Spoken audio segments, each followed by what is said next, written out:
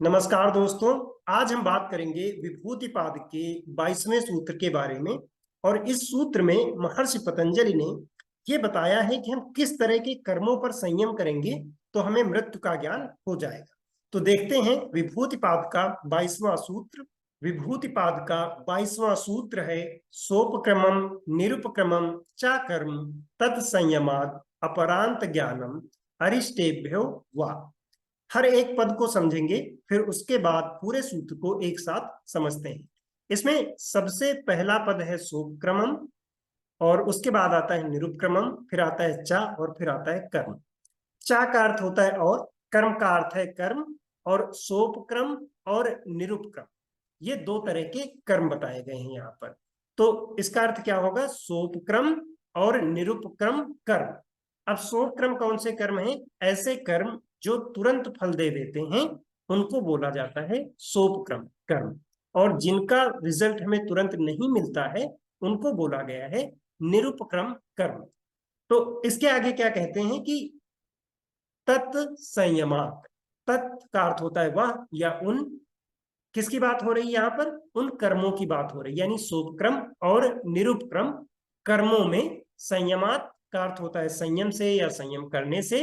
अपरांत ज्ञानम, अपरांत का अर्थ होता है मृत्यु, ज्ञानम का अर्थ होता है ज्ञान हो जाता है, जानकारी हो जाती है। तो यहाँ पर महर्षि पतंजलि क्या कह रहे हैं कि सोपक्रम और निरुपक्रम कर्मों में संयम करने से मृत्यु का ज्ञान हो जाता है। और इसके बाद क्या कहते हैं? अरिष्टेभ्यो वा, यानी अरिष्टेभ्यो का क्या अर्थ होता है? अरिष्ट वह होता है कि जो अमंगलकारी हो, अशुभ हो, या जो मृत्यु के संकेत देता हो, वो चीजें होती हैं अरिष्ट। वा का अर्थ होता है अथवा। तो यानी इसका मतलब हुआ अथवा मृत्यु के संकेत हमें मिलते हैं जिनसे भी हमें मृत्यु का ज्ञान हो जाता है। अरिष्ट, यहाँ पर तीन तरह के अरिष्ट बताए गए हैं, जिसमें है एक आध्यात्मिक, आधिदैविक और आधिभौतिक। इनके बारे में हम फिर कभी बाद में बात करेंगे, अभी इस सूत्र पर फोकस करते हैं। तो अगर हम पूरे सूत्र को अब एक साथ समझें तो यहाँ पर महर्षि पतंजलि कह रहे हैं सोपक्रम और निरुपक्रम कर्मों में संयम करने से मृत्यु का ज्ञान हो जाता है। अथवा एक और बात बताई है उन्होंने, कहा क्या कहा है कि अरिष्टेभ्यो, यानी अरिष्ट संकेतों का हमें पता चलता है जिनसे भी मृत्यु का ज्ञान हो जाता है। अब सोपक्रम कर्म कौन से होते हैं? इसको व्यास जी ने ये बताया है कि ऐसे कर्म जिनका रिजल्ट हमें तुरंत मिल जाता है। और निरुपक्रम के बारे में क्या कहा है कि जिनका रिजल्ट हमें बाद में मिलता है, यानी तुरंत हमें, अगर हम तुरंत कोई काम करेंगे उसका रिजल्ट तुरंत नहीं मिलेगा। ऐसे कर्मों को उन्होंने निरुपक्रम कर्म कहा है। इसको एक एग्जाम्पल उन्होंने दिया है कि जैसे एक सूखा, जैसे एक गीला कपड़ा है और उसको हमें सुखाना है, तो अगर हम धूप में ले जाएं और कपड़े को फैला कर डाल दें तो वो जल्दी सूख जाता है, तो इसको उन्होंने सोपक्रम कर्म कह दिया। और अगर हम उसी कपड़े को एक साथ कर दें और फिर सुखाएं तो उसमें टाइम लगेगा, तो इसको उन्होंने देर से मिलने वाला फल यानी निरुपक्रम कर्म कह दिया है।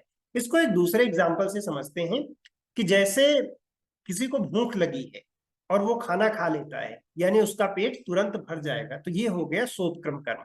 अब एक दूसरी सिचुएशन लेते हैं कि दो लोग हैं, दोनों की सेहत बहुत अच्छी है, लगभग एक ही कंडीशन में है, और दोनों की एज 30 साल है। उनमें से एक इंसान अच्छा खाना खाता है, फिजिकली एक्टिव रहता है, और उसका थॉट प्रोसेस भी अच्छा है। उसी एज पर दूसरा इंसान है जो जंक फूड खाना शुरू करता है, उसका कोई रूटीन नहीं है, फिजिकली एक्टिव भी नहीं है, तो तुरंत उन दोनों में कोई असर नहीं दिखता। अगर आप एक हफ्ते बाद या एक महीने बाद देखें तो दोनों की सेहत एक ही जैसी दिखाई देगी। लेकिन अगर आप उन दो लोगों को 5 साल बाद देखें तब आपको उनकी हेल्थ पर विजिबल डिफरेंस दिखाई देगा। क्यों? क्योंकि एक दिन अगर आप अच्छा खाते हो तो उससे कोई विजिबल डिफरेंस नहीं दिखाई देता। अगर एक दिन आप खराब खाते हो, फिजिकली एक्टिव नहीं रहते हो, तो उससे भी हेल्थ पर कोई बुरा असर तुरंत नहीं दिखाई देगा। लेकिन ये काम ऐसे हैं जो तुरंत असर ना दिखाकर आने वाले समय में 3 साल बाद, 5 साल बाद या उसके बाद डेफिनेटली अपना रिजल्ट दिखाएंगे। तो ऐसे कर्म हो गए निरुपक्रम कर्म। तो यहां पर महर्षि पतंजलि क्या कहते हैं कि जब हम ऐसे काम कर रहे हैं जिनका रिजल्ट हमें तुरंत मिल रहा है, उन पर संयम करेंगे, या फिर ऐसे कर्म जो हमें फ्यूचर में रिजल्ट देंगे, जब हम उनके बारे में भी जान लेंगे, उन पर भी संयम करेंगे, तब हमें ये पता चल जाएगा कि हमारी लाइफ कब तक रहेगी, और इसी से हमें मृत्यु का ज्ञान हो जाएगा।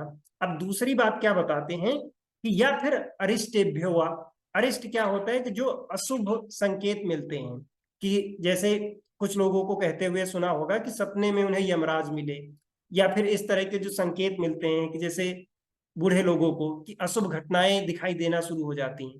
कहते हैं कि जब इस तरह के संकेत मिलते हैं तो उससे भी हमें पता चल जाता है कि हमारी मृत्यु आने वाली है। अगर हम इसको प्रैक्टिकली देखें तो ये बात कहना तो बहुत कठिन हो जाएगा कि कोई एग्जैक्टली बता दे कि किस दिन किसी की मृत्यु हुई।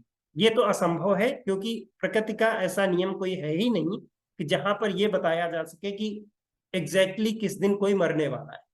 हाँ, ये जरूर हो सकता है कि जिस तरह का काम एक इंसान कर रहा है उसको देख के ये बताया जा सकता है कि ये लंबा जिएगा या ये कम जिएगा। एग्जाम्पल के लिए कि एक इंसान है जो ऐसी जगह रहता है या फिर ऐसी जगह काम करता है जहां पर बहुत ज्यादा पोल्यूशन है या फिर हेल्थ खराब होने के चांसेस बहुत ज्यादा है, तो ये कहा जा सकता है कि इसकी मृत्यु जल्दी हो सकती है। दूसरी जगह एक ऐसा इंसान है कि जो ऐसी जगह रहता है जहां पर इन्वायरमेंट अच्छा है, खाना भी अच्छा मिलता है, वो फिजिकली एक्टिव भी है, और ऐसे इंसान के बारे में कहा जा सकता है कि इसकी हेल्थ को देखकर ये कहा जा सकता है कि ये लंबे समय तक जिएगा। बट किस दिन किसकी मृत्यु हो जाएगी ये कहना बिल्कुल ही असंभव है और ऐसा पॉसिबल नहीं है। लेकिन ये सूत्र पतंजलि योग सूत्र में है, तो इसका अर्थ यही हुआ। इस योग की जानकारी को सभी लोगों तक पहुंचाने में सहयोग करें। इसके लिए चैनल को सब्सक्राइब कर लीजिए और ज्यादा से ज्यादा लोगों तक इसको शेयर कीजिए। धन्यवाद।